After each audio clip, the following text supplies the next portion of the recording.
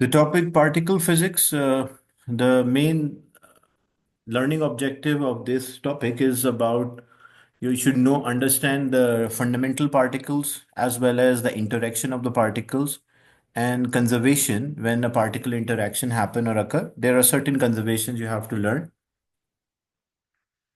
First, the types of the forces, when we compare the types of the forces, fundamental forces, because to understand the interaction of the particles, you have to understand the basic or the fundamental forces. What are the fundamental forces we have? We have four fundamental forces. One is known as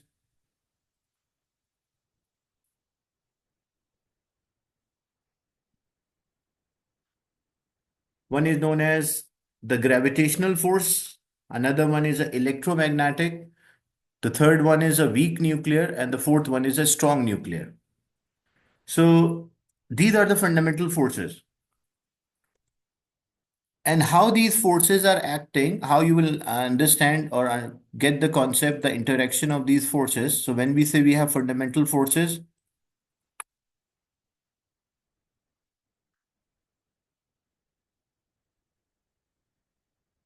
so when we say we have a fundamental force might be a gravitational force, it might be a electromagnetic force, it might be a strong nuclear, or it may be a weak nuclear.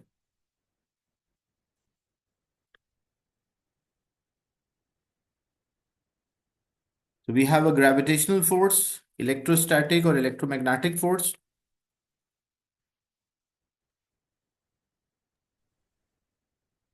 We have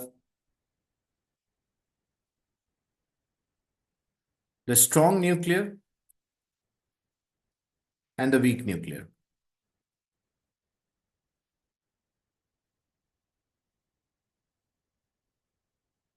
How you will understand, like how you will identify what kind of force is there between the particles. So the gravitational force is always acting between the particles which are having a mass. So anything which is having a mass, what force is there? It will have a gravitational force. And how the gravitational force act between the particles. So we call the particles which help interaction of the field, we call them as a bosons. What are the bosons of the gravitational field? The bosons of the gravitational fields are gravitons. What does it mean? Like example, if I have two masses, M1 and M2, so they apply force on each other, they will apply force of a gravity or gravitational force on each other. They pull each other.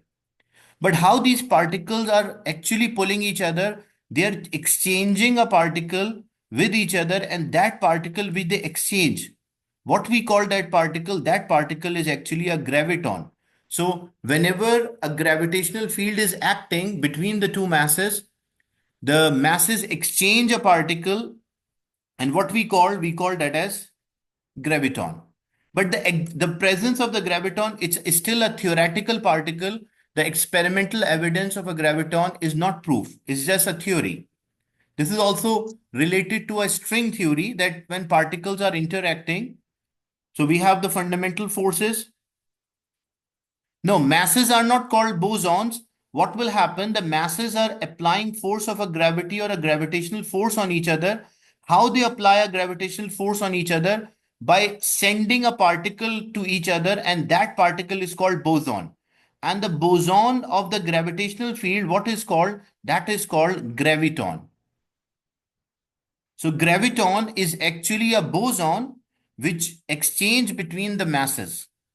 And the existence of a graviton, the presence of the graviton is still not proved. Still, it's a theoretical particle. So let's say we have the two masses, like example, say Earth is there, we are on Earth. So this is representing the Earth, and we are on the Earth. So Earth is pulling us, and we are also pulling the Earth because the gravitational field is there. So how Earth is pulling us, or how we are pulling the Earth, what we are doing, we are exchanging a particle, and what we call this particle which we exchange with the Earth, we call that as a boson, and this boson is having a specific name. It is called graviton. Is it clear? The concept of gravitational field, the origin and the bosons of a gravitational field? Anyone having a doubt or a question?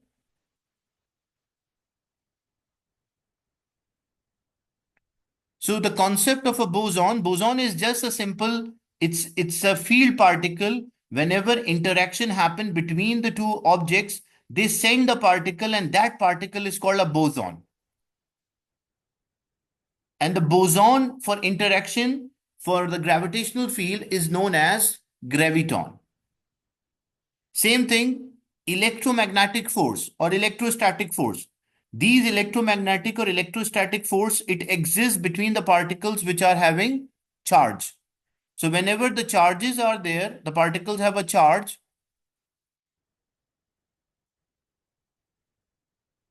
Whenever the particles have charge or they have a magnetic poles.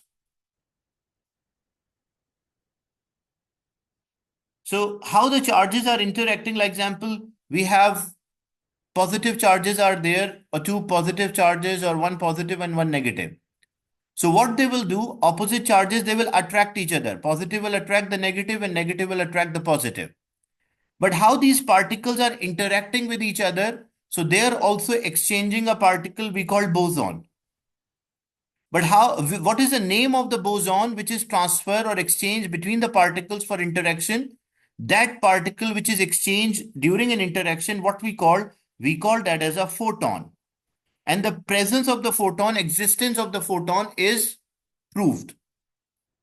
So photon is not a theoretical particle, it is there, but the presence of a graviton is still theoretical, that when two masses are there, they're interacting with each other, they're exchanging graviton. But we are not able to prove the presence of the graviton, it's still theoretical. But the presence of the photon is proof that whenever two particles are interacting, they exchange a particle to interact with each other, to apply force on each other, either attractive or repulsive. And what we call this particle which exchange, we call that as photon. Is it clear?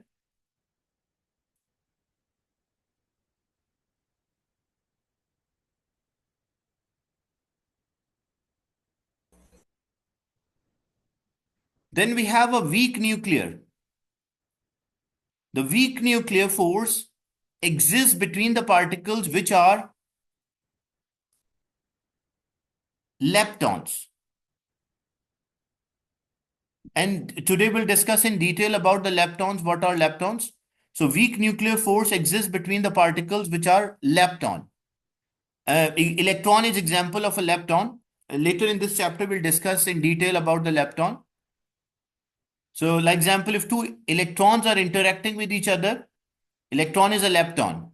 There are different types of lepton: electron neutrino, tau neutrino, muon neutrino. These are different types of leptons. So how these leptons are interacting with each other, they also exchange a particle. The exchange particle is called boson. And what are the bosons in a weak nuclear force? A weak nuclear force, the bosons are WZ. These are the names given to these boson. One is known as a W, another one is known as Z. And for a strong nuclear force, it exists between the particles which are quarks, another family of the particle that also we'll discuss today. These are the quarks, and how the quarks are exerting force on each other. They are also exchanging a particle, a boson, to interact with each other. And what we call these bosons, we call them as a gluon. So there are four fundamental forces. What is the origin of a gravitational field? It's a mass. If anything is having a mass, it will have a gravitational field. What is the origin of electrostatic or electromagnetic force? That is the charge or the magnets. What is the origin of a weak nuclear force? These are leptons. And what is the origin of strong nuclear force? These are quarks. And how these forces are, like how these particles applying force on each other, how masses apply force on each other, how charges apply force, or how leptons apply force or a quarks apply force. So the gravitational field is exerted between the or by the particles by exchanging a graviton. Electromagnetic by photons, weak nuclear by WZ bosons, and strong nuclear by gluon. So these are the fundamental forces and their interactions. So now we'll discuss in detail about these forces. As you can see, first about the gravitation or a gravitational field. So gravitational field, a force between the masses. Whenever objects are having mass, they will always have a gravitational field. And two or more objects can have multiple forces between them. Like example, if I say a force between a proton and electron, because proton and electron have a mass, so they will also have gravitational field. They also have a charge. So they will also have electrostatic or electromagnetic force as well. So two or more particles may have different types of forces at the same time. So if the gravitational force act between the masses. Anything which is having a mass, like example, an object is 2 kilogram, another object is 1 kilogram. So what kind of force exists between these two masses? The force will be the gravitational force, the force of a gravity. And the force of a gravity is always attractive. Whenever objects are there, they always try to pull each other. They always try to pull each other. And what about the range of a gravity? The gravitational field is infinite range.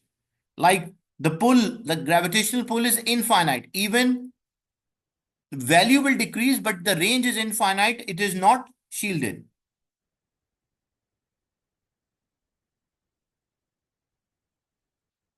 And normally what we do, we ignore the atomic scale gravitational force. Why we ignore the atomic scale gravitational force? Because like example, if we have a proton, the mass of a proton is 1.6 into 10 power minus 27 kilogram. When we compare the electron, the mass of electron is 9.11 into 10 power minus 31 kilogram. So these particles have masses, but the mass is very small. The mass is very small. That's why we ignore the gravitational force between the atomic particles or atomic scale. Infinite range means like you cannot say the gravity is acting at a distance of 10 meter or 20 meter or 100 meter or 1000. It has infinite range. It is acting, even the earth gravity is acting on the particle which is at the edge of the universe. But the value will be very weak, but still it will experience that gravity. So the gravitational force has an infinite range. You cannot say the gravity after 10 meter, the gravity is zero. But even when we move into the space, as in an international space station, or as we move to higher orbits, the gravity is there, but the gravity is weaker than compared to that of Earth. But it is not zero. We don't have a zero gravity there. Still some value of a gravity. That's why we say even we move far from the Earth, even we reach an edge of the universe, the Earth will also exert force on us, or a force of a gravity will act on us. It will be negligible. You can neglect that, but still it will act. So the gravitational force is a infinite range force. Is it clear, this one, about the gravitation force?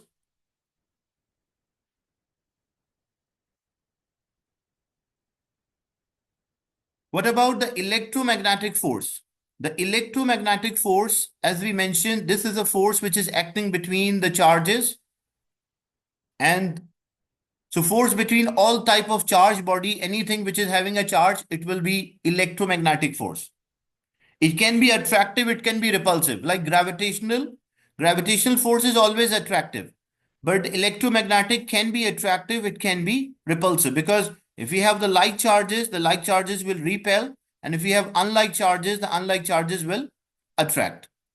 So the electromagnetic force, it can be attractive or it can be repulsive. But the gravity is always attractive. And it is also having an infinite range, the same concept, the interaction, that the range is infinite. That is a concept of even electromagnetic waves. It's not related to topic, just as an information. See, on Earth, we receive the radiation from the sun. What sun consists of? The main elements, the main fuel of the sun, which is hydrogen and helium. Mainly, it is a hydrogen fusion. So what hydrogen on the sun consists of? It consists of one proton and one electron. And there's a covalent bond, so it is a hydrogen molecule is there rather than a hydrogen atom. Now, this proton and this electron is having electromagnetic field, like there will be a field around this. And we receive this, and this has an infinite range. The proton which is there, or a hydrogen atom which is there on the surface of the sun, we receive this field.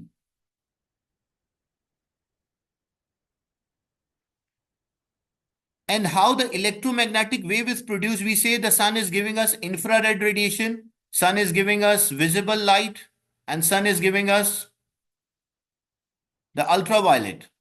So how the same atom is producing different types of radiation? Because this proton and the electron, they produce electric field. When this atom vibrate, it means the proton is also vibrating and electron is also vibrating. So when these atoms or electrons or a proton vibrate, they produce electromagnetic waves. If it vibrate at a high frequency, then it will produce an ultraviolet light. If vibrate at a lower frequency, then it will produce an infrared radiation.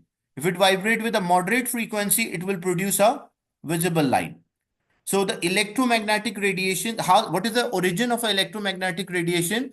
As we receive the field from the earth, from the sun is consist of different particles, atoms, hydrogen and helium atoms, which are having protons and electrons.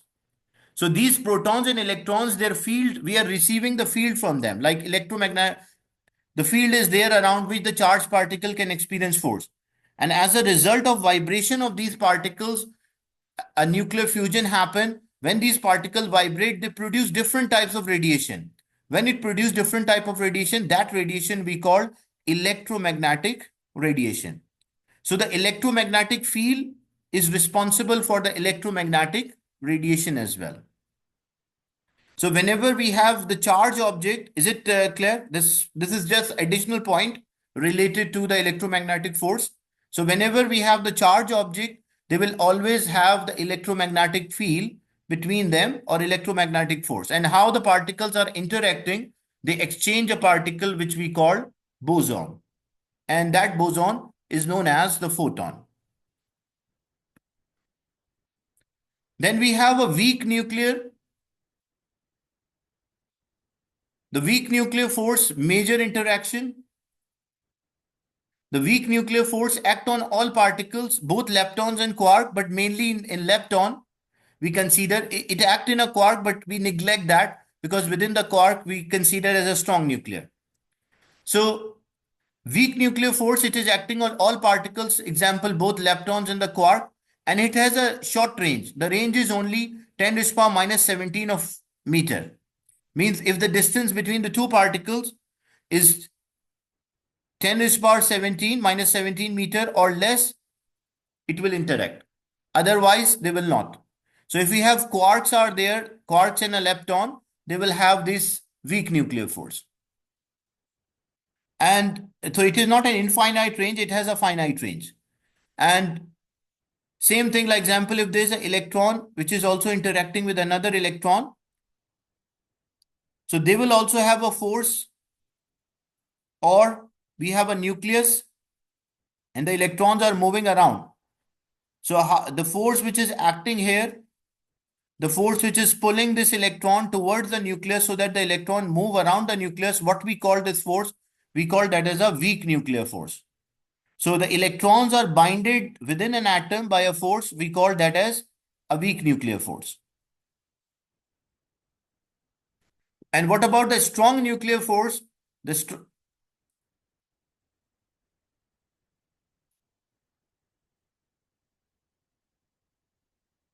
If the range of a weak nuclear force was infinite, then the atom will not be able to lose or gain electron.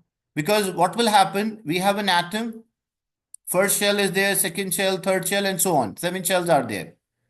If the weak nuclear force was having an infinite range, then the atom should not be able to lose or gain electron easily. So weak nuclear force is having a finite range. So as a result, it can lose or gain electron easily, an atom. And the strong nuclear force acting between the hadrons and the quarks.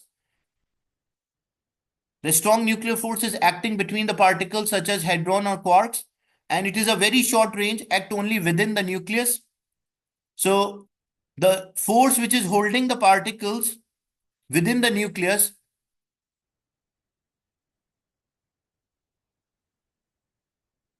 and these two nuclear forces, strong and a weak nuclear forces, are explaining the evidence of the stability of an atom. Like this is a nucleus, and we have the shells. We have the K shell, L, M, N, O, P, and Q.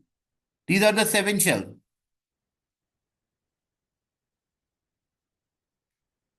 So the force which is keeping the electron move around the nucleus, what we call that as a weak nuclear force. And the maximum range of this weak nuclear force is 10 to the power minus 17 meter. But there are particles within the nucleus. What are the particles within the nucleus? We have protons and we have neutrons. The protons are actually repelling each other. If the protons are repelling each other, the nucleus has to bind these protons within the nucleus, because the protons are like charges, and what the like charges will do, the like charges will repel each other. So they try to push each other. So how this repulsion is balanced? This repulsion is balanced by a force which is binding the particles within the nucleus. What we call that as a nuclear force. And what is the name of this force? This is called a strong nuclear force. So the strong nuclear force is responsible for binding the nucleons within the nucleus. So the strong nuclear force is acting within the nucleus, and a weak nuclear force is acting outside the nucleus.